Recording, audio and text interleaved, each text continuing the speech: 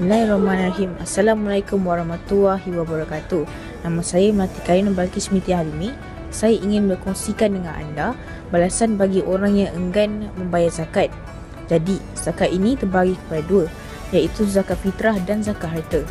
Di mana zakat harta hanya anda dikenakan membayar sekadar kemampuan anda saja. Tetapi untuk zakat fitrah pula, anda wajib dibayar kerana anda orang Islam dan ia hanya perintah Allah.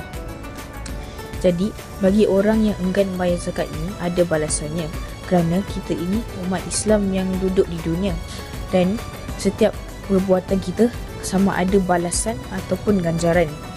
Sesungguhnya Nabi Muhammad SAW bersabda, sesiapa yang enggan membayar zakat, maka pada hari kiamat nanti wujudnya sejenis cacing yang ganas dan berbisa dua. Lalu cacing itu tetap akan membelitnya sambil berkata, aku ini hartamu, aku ini kekayaanmu.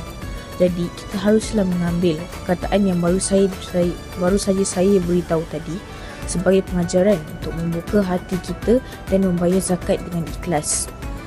Sesungguhnya kekayaan kita ini datangnya daripada Allah, dan Allah SWT sendiri akan mengambilnya balik sekiranya dia tidak puas dengan cara kita menggunanya.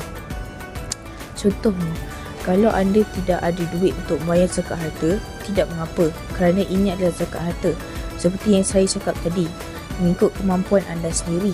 Tetapi, jika anda ada benda lain seperti harta temuan, perak dan emas, ataupun hasil pertanian dan binatang ternakan, anda boleh juga membayar menggunakan itu.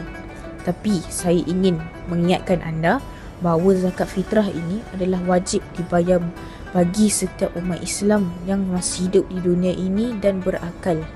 Kita tidak mahu dosa pada bulan Ramadan. Okey. Jadi, itu sahaja daripada saya. Wabillahi taufiq wa hidayah. Assalamualaikum warahmatullahi wabarakatuh.